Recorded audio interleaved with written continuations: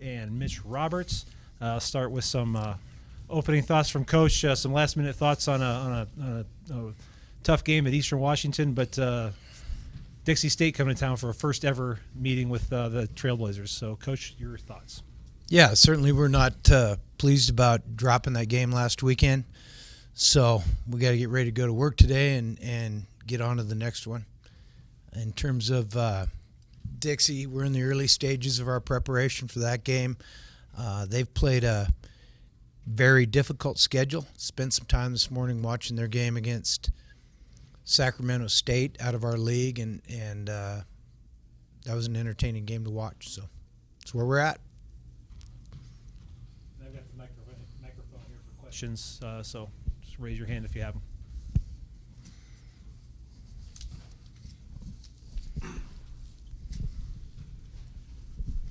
Coach, at the FBS level, oftentimes it takes going undefeated to even get to the point where you want to be in the postseason.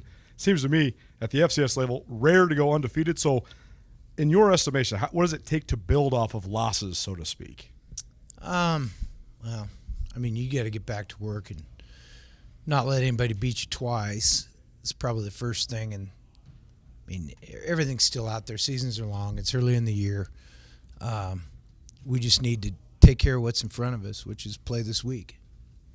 After reviewing Saturday, anything particular you hope your team cleans up or works on this week? No, we got to coach better. We got to play better. Hey, somebody's computer.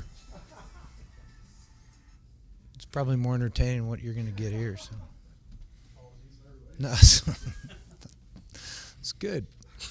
Yeah, we got to play better. We got to coach better. Not necessarily in that order.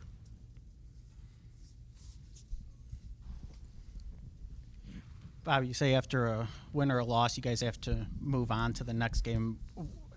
How is it different trying to regroup after a loss compared to after a win? I think you can correct harder as a coach after a win. But we need to be willing to correct. Just got to go get to work. There's always things to fix, win or lose, and we got to go fix them.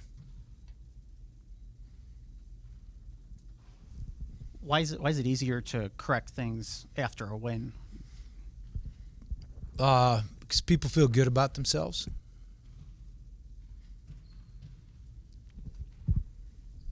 Mitch, what do you think of the dynamic of a team you never played before coming to Missoula, especially after you come off of a homecoming game and then a night game on national TV? What's the dynamic like this week with a team you guys don't know much about coming here? Yeah, well, like Coach said, they've had a really tough schedule and played some really good teams.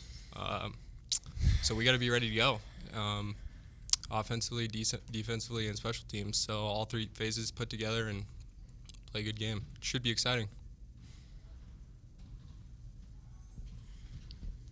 Bobby, just kind of after looking back at film and everything like that, offensively, just kind of some of the stalling in the second half. Did you see anything, some areas to clean up on offense in the second half, or anything stand out there?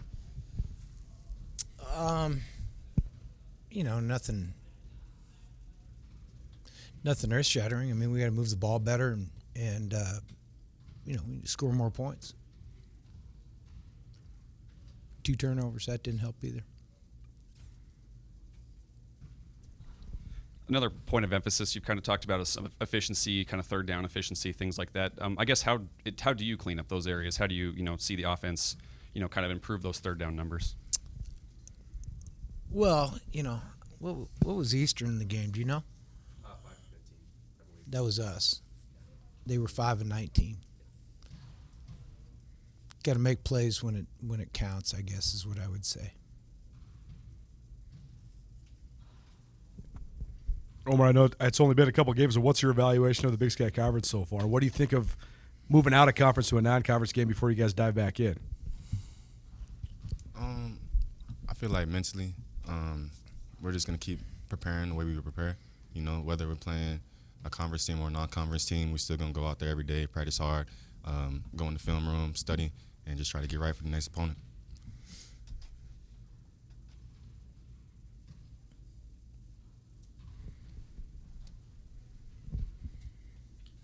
Omar, I guess what's it like facing a really good offense early in the season, and then you can kind of learn and grow from that and get better as the season goes on.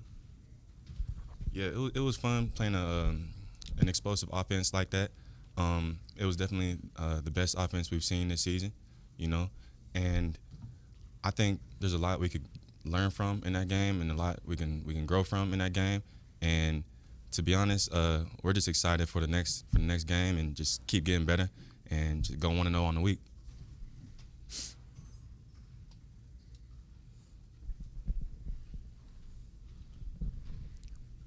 Coach, I know we've talked about night games, but just from a logistical standpoint, how much different is it? Because I'm assuming you guys are doing most of your stuff throughout a given week, leading up to practice, and then when practice is over, the day is kind of over. What is it like when you have to play 3 hours after you'd normally end practice?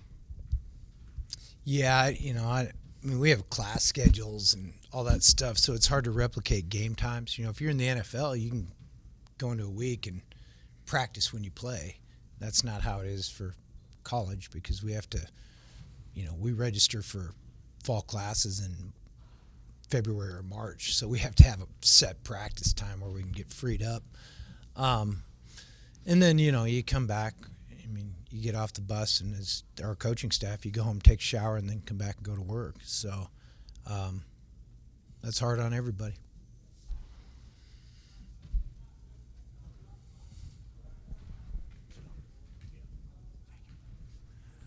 Coach, I know you've used the phrase next man up a lot of times in the 7 years previously that I covered the team, and I thought you could talk a little bit about the job Garrett Graves did. 2 starts, a lot of tackles. Seems like not much of a fall-off back there in the back end. And just Garrett? Yeah. Oh, yeah, I mean, going into last week's game, we were down a bunch of guys, and you kind of owe it to the guys in the locker room to be ready and go perform as best you can. And he's done a good job. He's done a nice job. He's playing hard, and he's just doing a good job. Yeah. Coach, I know that Paul Peterson has some Big Sky Conference experience from his time at Sac State. So what do you see, particularly offensively, from Dixie State? Do they look like some of those previous Sac State teams, like when Marshall Spurbeck or Jody Sears were there? Boy, it's a long time ago. I know what they are. I don't know what the carryover is to Sac State.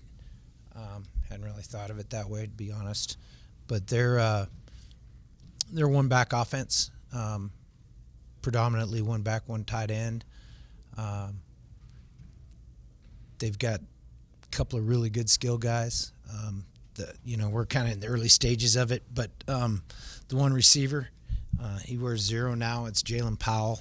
He's a senior. He pops off the film. He's good, and I think they're going to find. I would assume they're going to find ways to try to get him the ball. I would. And structure-wise, defensively, what does Dixie State look like? They're 4 down, over under, it's good, sound, solid defense. There's nothing they don't do that isn't solid and sound.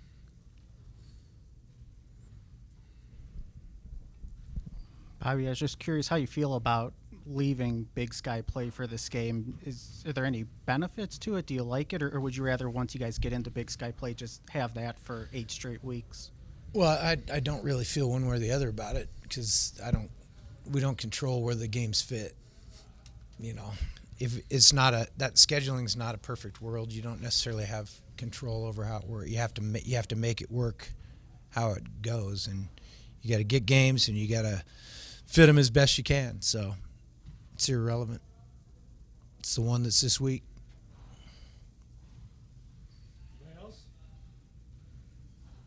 Thank you all.